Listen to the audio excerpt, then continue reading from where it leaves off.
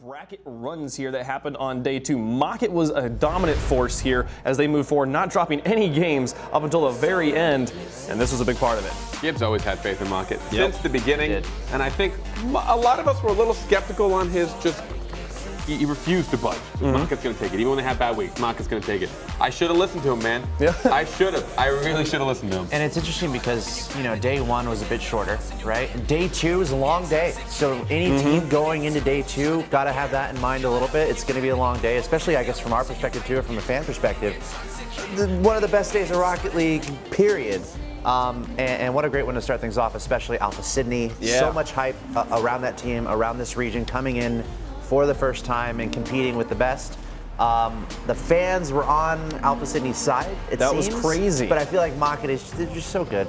Very, very. Just so good. How did it feel to sit next to Gibbs, Axel, and have him just be right all the time? Yeah, I think he didn't mess up his predictions until... I think it was day 3. That was the first and time he isn't messed up. day 3 the most important day to predict, though? So, yeah. I got Northern Gaming right in the finals. You sure did. And I think Gibbs got it wrong. So, you know, you ever do those tournament bracket games? Yeah. The most points are weighted toward the end, so I think actually Gibbs lost overall, so there you go. That's it's the end that matters, and Gibbs didn't make it, so that's how it's going to go. Moffitt would continue on this day 3-1 to play up against Rogue. After dropping Alpha Sydney to the lower bracket, it was the North American favorites they faced off against next. You can see here these passing plays, just a huge part of what kept Moffitt alive in the upper bracket. They really performed individually, especially. They did as well as they could. Fairy Peak. I think this was the series you just watched him start to take off, even with the crowd against them. The crowd literally started, every time Rogue looked at the wrong camera, everyone started freaking out. Yeah. But it didn't matter for Moffitt, and I love their perseverance. Being able to perform with that much against them, and watching Fairy Peak, a complete newcomer here to RLCS. His first season ever, and he performs this while at LAN was just unbelievable. Well, and that's a great point, having to overcome that adversity. You know, you never know what the environment's going to be like when you're sitting down and playing. And for Moffitt, they're going up against Alpha Sydney, and the crowd was, I think, going towards Alpha Sydney. Moffitt kept it smooth, won that, and then going up against Rogue, they're against the crowd as well. Also, a huge shout out to Rogue for the way they presented themselves in the intros with the crazy American flag and stuff. But Moffitt staying resolute. At the end of the day, it doesn't matter what your environment is. It's all about how you're playing in the game. So really gutsy play, I think, for Moffitt in both these series when everything was against them, but getting 2 comfortable 3-1s to advance through the bracket. Yeah. I think this was the match where Fairy Peak actually asked for the interview. To be interviewed by Awesome Joey afterwards. That was a great Which interview. was so cool to see a player who had come in and was probably the most uncomfortable at the beginning of the week. He seemed the most kind of reserved and reclusive because he was just so nervous about being in this environment. To see him loosen up to the point where he's like, I want to talk on the stage in front of the 200,000 people who are watching was fantastic to see that. I mean, it definitely goes to show that we talked about Moffitt being a momentous team. You know, they do well with momentum behind them. That showed it right there. Like the moment that Fairy Peak's like, oh, I won again. Yeah. This is it. I'm doing it. Like, we're just going to do so well. And I think also taking down the North American favorites probably really boded well for them. And then just, again, all about the environment, getting comfortable on that stage would be really important as the tournament goes forward. Because you can falter a little bit in the beginning, but if you can get your mentality together, play some good Rocket League, feel comfortable on that stage, you're going to have a good tournament. And that's what happened for Moffitt. Yeah, Moffitt making the full run all the way into the winners finals. Now on the other side of the winners bracket, NRG, the North American favorites, the 3-time North American champions. They faced off first here against Northern Gaming, who was the other big contender here at LAN, as we will all see in the day 3. But NRG came out in such strong form, completely wiping the floor with Northern Gaming. So for those of you that don't know the history, NRG had never they had never beaten a European team, ever. They had come to 2 lands, and they were always the North American favorites coming in. They were North American champions.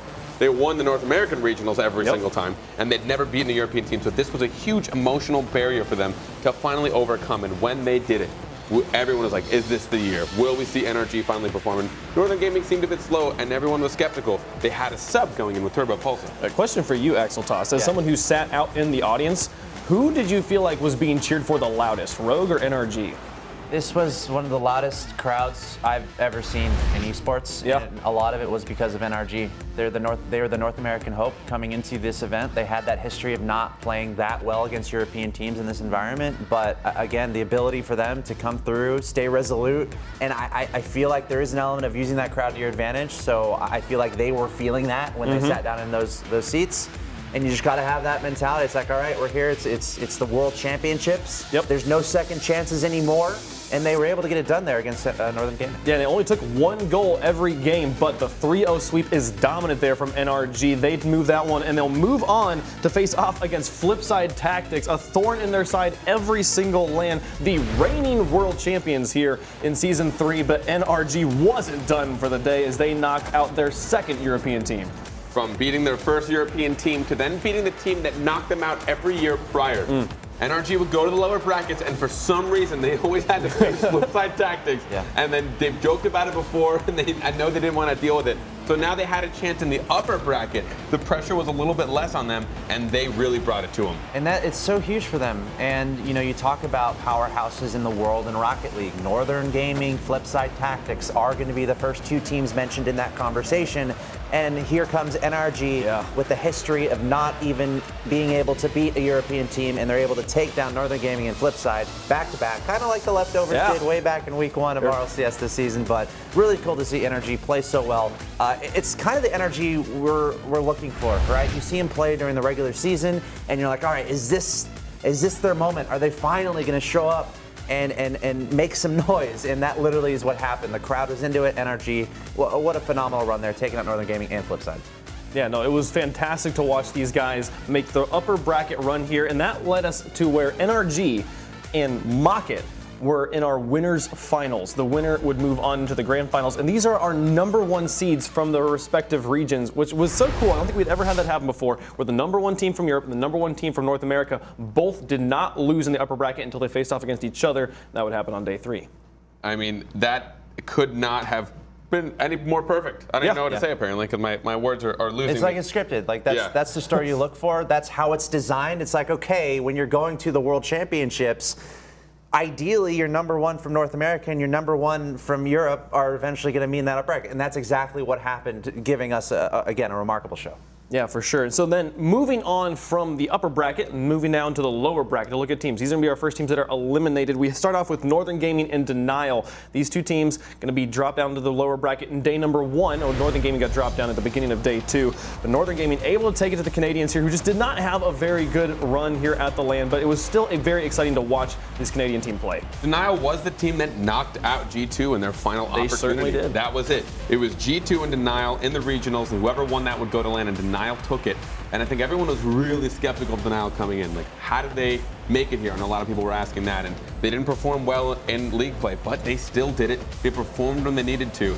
But Northern Gaming, just game after game, started to really start to show that they were just so consistent as a team. Yeah, a lot of question marks here. Northern Gaming coming in with a sub, and oh no, they're knocked down to the lower bracket. But a little bit of foreshadowing here, like this is the opportunity to rise up. You're in the lower bracket, no more second chances. We've seen it before in a LAN environment, those deep lower bracket runs. So I think a huge victory here for Northern Gaming, able to take out Denial. I think they are the better team without a doubt. And Denial, I think the first team knocked out of the tournament after this result. Yeah, but I was very impressed. We talked earlier about how Fairy Peak was a rookie, came in and felt a little bit uncomfortable and then loosened up. Lethamir, the opposite of that, a rookie who comes in, or a rookie for LAN, shows up and is as talkative as anybody I've ever met. Such a great, friendly guy to talk to. We saw him at the after party. He's a world-class, Highland dancer, apparently. He was showing off his dancing skills. I was like, these are 2 completely separate skill sets. Professional gamer and Highland dancer. It was really cool to watch the Denial Maybe boys. that's why he's so good at aerials. Maybe, yeah. It's a very high flying dance sort of thingy. I don't know. I was watching him. I'm not a part of this I've joke. seen Irish dancing. I've seen ballet, and this is something in between. I'm so confused. It was really cool. We'll have to find some hidden footage of that one day. Yeah, I'm sure it's out there somewhere. Moving on, Alpha Sydney versus the Leftovers. This was the end of the road for Alpha Sydney, but they had already made their mark by dropping Denial earlier on. The Leftovers would go on to be the OCE Slayers as they would knock out both Alpha Sydney and Jam Gaming. Everyone was super skeptical of OCE. Even here on Overtime, when we had to predict how many individual games they'd win, James Spot had 2. I actually came close. I guessed 6. They got 7, so I was 1 shy. Good for you, even a little better. I know. Good for you. I had to pat myself in the back for that one mostly because I just want to say I'm better than James. Oh. I was lucky that segment I was just asking the question. I didn't have to put my opinion on the line at all. Yeah, and Alpha Sydney, they had a lot of crowd support during this match as well. But, there's a lot of questions about the Leftovers coming in here, and especially throughout the season. A team that came together just barely before the qualifiers began for this season. In the first week, they take out Flipside and Northern. They were at the top of the European region pretty much the whole season until the last week, I'm pretty sure.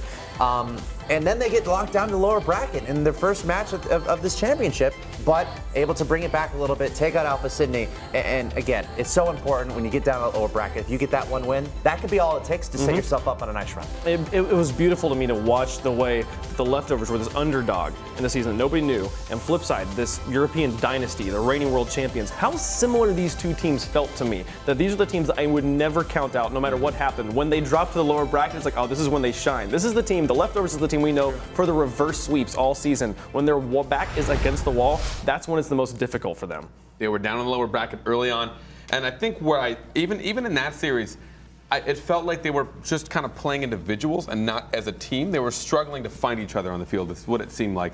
They were doing a great job of playing against the teams, and it did play against Alpha Sydney, who beat them pretty hard. First game, 4-1. Yeah. And I know they were probably like distraught. And then by that time, I think the crowd started to get behind Alpha as well. Right. Absolutely. I mean, and I think there might be a switch there somewhere where it's like, all right, it's now or never. And we've seen that with Leftovers in the past. We've seen that with Flipside Tactics in the past in that live setting environment. So you got to wonder, when does that switch? When does that flick up for that team? But the Leftovers able to recover from that first game and get a nice victory there, which would lead to a little bit more success as the bracket went along. It certainly did. That set the doors open for day number 3 to be a wild ride, and it was so much fun. We'll get into the cover there